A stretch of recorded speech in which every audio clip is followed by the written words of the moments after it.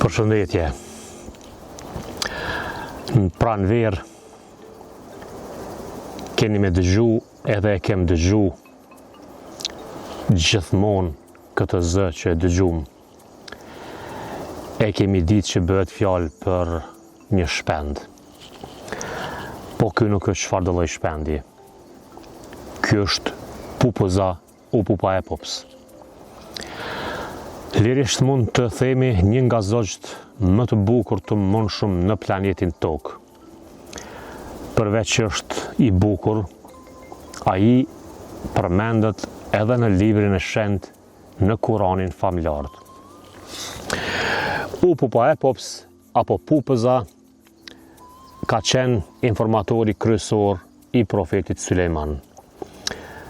Profeti Sulejman gjatë një sfide që e kishte me mbretëreshën Belkizën, kishte urdhëruar pupuzën t'i sillte lajme se çfarë po ndodh në mbretërinë e Belkizës. Për një moment nga të gjithë shpendët që i pa aty dhe kafshë tjera, profeti Sulejman nuk e pa pupuzën dhe kërkoi që të vijë sa më shpejt pupuza, përndryshe i thot profeti Sulejman do ta dënoj me një dënim të rrept. Kjo është ngjarja që e përshkruan Kurani familjarët për këtë zog që ne e kemi gjithandej në Kosovë edhe në Evropë, por që është edhe folnizues dhe kthehet nga kontinenti afrikan në fillim të muajit mars e rrin këtu deri në fund të shtatorit. E pa humbur kohë në dokumentarin e radhës Wildlife me Arjan Mavriqin në TV1, që transmetohet çdo të diele nga ora 18:30. Sot kemi fol për këtë zog kaq të veçantë, që i ka disa ngjyra karakteristike tepër të veçanta, por po ashtu e që e ka një fluturim tepër unik. Përveç të tjerash, pupuza është edhe një shpend shumë krenar. E veçanta e tij është që gjatë ballafaqimeve me shpend të tjerë, sidomos graviçar, nuk pranon të dorëzohet pupuza. Pupuza do të zhvilloj betejë deri në vdekje, përndryshe nuk dorëzohet. Edhe një sistem ta quaj ashtu të sigurisë e ka të jashtëzakonshëm. Kush ka qenë afër folesë së pupuzës e ka dëgjuar një aromë të tmerrshme, sepse pupuza, le të themi jashtëqitja e saj, përmban një aromë të tmerrshme e që është në avantazh të jashtëzakonshëm ndaj graviçarëve, sepse çdo graviçar që vjen afër folesë së pupuzës nuk mund të qëndrojë dot afër folesë. Pra edhe ne njerëzit kemi problem e lërë më kafshë të tjera, pra nuk mund të qëndrojë dhe largohet më njëherë pa shkuar afër folesë së pupuzës. Po ashtu, ky lloj shpendi gjatë kohës sa femra qëndron mbi vezë, një karakteristikë tepër unike dhe të veçantë ka se pupuza femër, që në këtë rast është mbi vezë, sa herë që të vije koha që mashkulli të kthehet në fole, pupuza femra në këtë rast provon të i zbukuroj sa më shumë vezët në mënyrë që partnerit t'i duken sa më të bukura. E gjatë kohës ajo qëndron në vezë, brenda folesë, mashkulli e ka për detyrë derisa të qelin vezët, ti sjell ushqim pa ndërprer femrës për ato 2 javë sa do të qëndrojë mbi vezë, e mandej kur të vije koha për të qelur të vegjëlit edhe një kohë, megjithatë nëna apo femra do të qëndroj pranë tyre, e mandej do ta liroj folen bashkë me mashkullin dhe të dytë për shkak të nevojës për të sjellur ushqime sa më shumë, do dalin në terren për të kërkuar ushqime e mandej për t'i rritur të vegjëlit.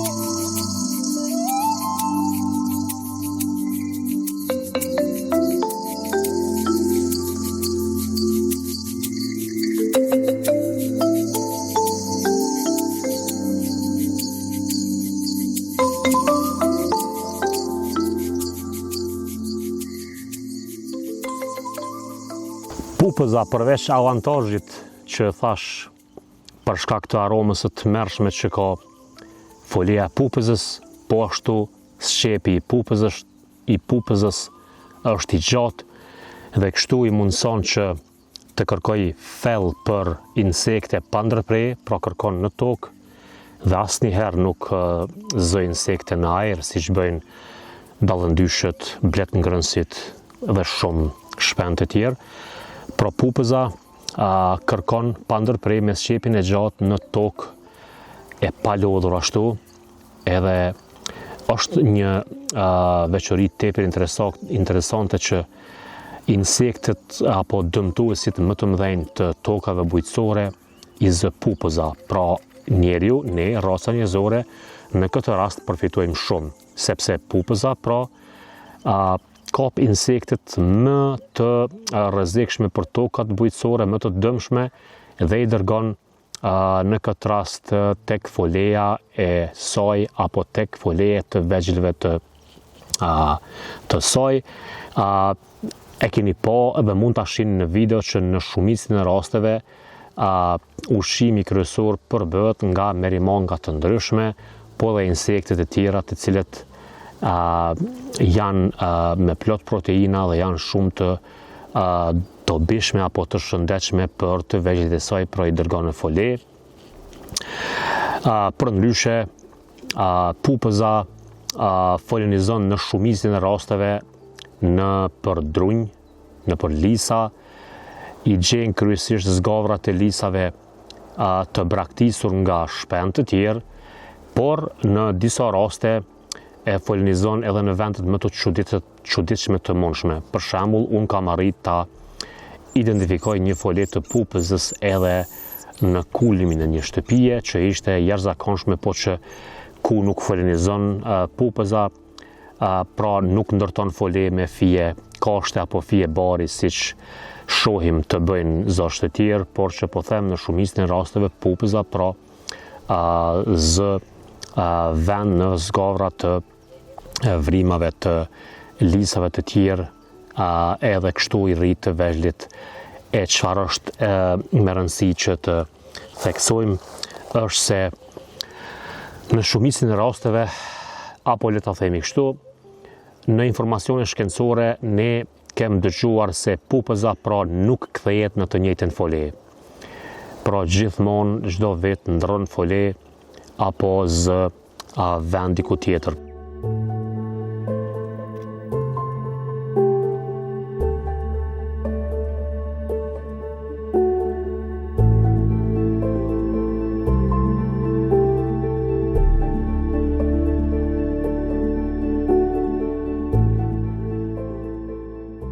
Informacioni tjetër që arrita të zbuloj është që edhe nëse nuk kthehet pupëza në të njëjtën fole, pra ajo shkon dikun afër në zonë, pra nuk shkon larg, pra rrin dikun afër në zonë dhe folenizon aty afër, kryesisht bën brenda foles 5 deri në 8 vezë, por në shumicën e rasteve më së shumti i rrit 5 të vegjël, sepse që të tetë është thuajse e pamundur, domethënë të rriten brenda asaj foleje të vogël. Aty kanë shumë sfida, sepse mandej dhoma e foles bëhet shumë e vogël dhe kërkon natyrisht disa prej tyre të dalin sa më herët prej foles, dhe kjo e bën që apo i shtyn të vegjëlit që sa më shpejt të dalin prej foles, e disa prej tyre që janë më të vegjël të qëndrojnë një kohë më të gjatë brenda foles.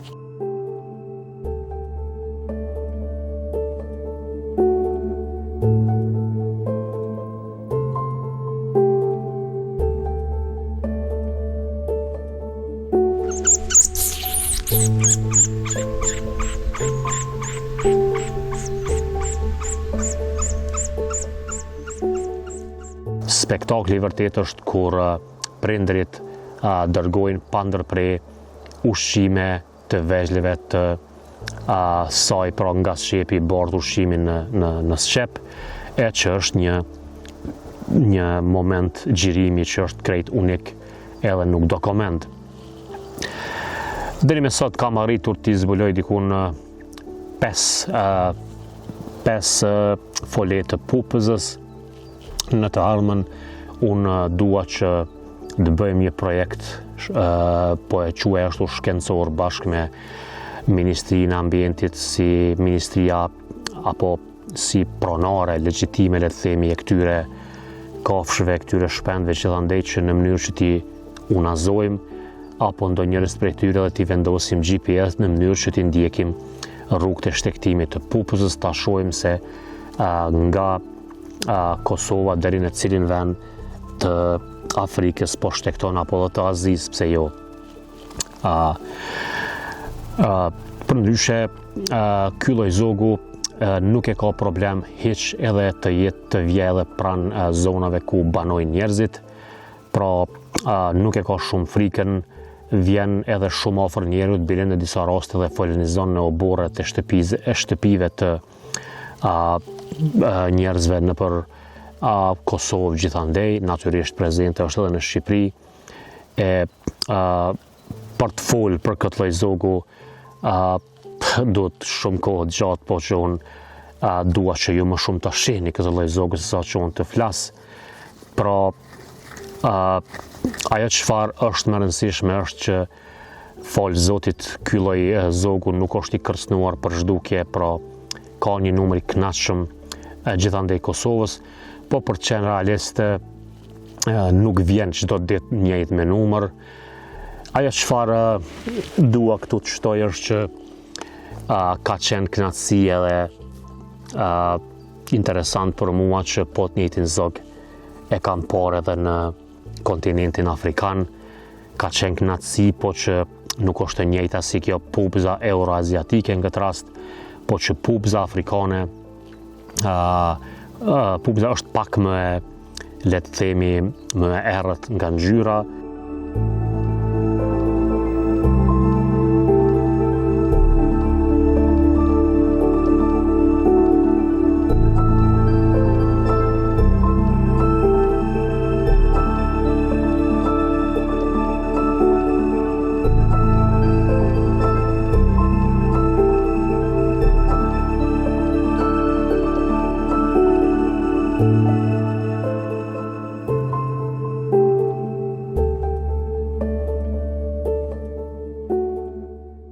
Për fat keq, isha për t'i kontrollu 2 nga folet që i kam gjetur këtë vit.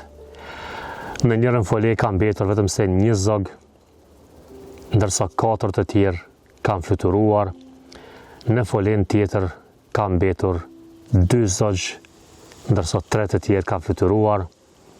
Pra këta e kanë, le të themi, qëndrimin e fundit brenda asaj vrime apo zgavre të errët që për ta është një shtëpi, dhe nga aty, nga ajo zgavër, do të dalin në këtë botë me dritë, me këtë dritë natyrale të diellit, edhe do të fillojnë gradualisht të mësojnë bashkë me prindrit e tyre, do të fillojnë gradualisht të kuptojnë që kjo ardhja në këtë planet është plot sfida, por duhet të mësojnë vetë të ushqenë, sepse prindrit nuk kthehen me ta mbrapa në Afrikë, në kontinentin afrikan apo aty aziatik. Prandaj dhe natyrisht kanë më shumë se 2 deri në 3 muaj gati afërsisht kohë për të mësuar e për të përgatitur për shtektimet e largëta që pastaj do t'i bëjnë krejt vetëm, sepse pupëzat nuk udhtojnë në koloni, pra udhtojnë më shumti 1 deri në 2 individ. Prandaj dhe teknika e gjuetisë për insekte i mbetit secilit individ vetavet.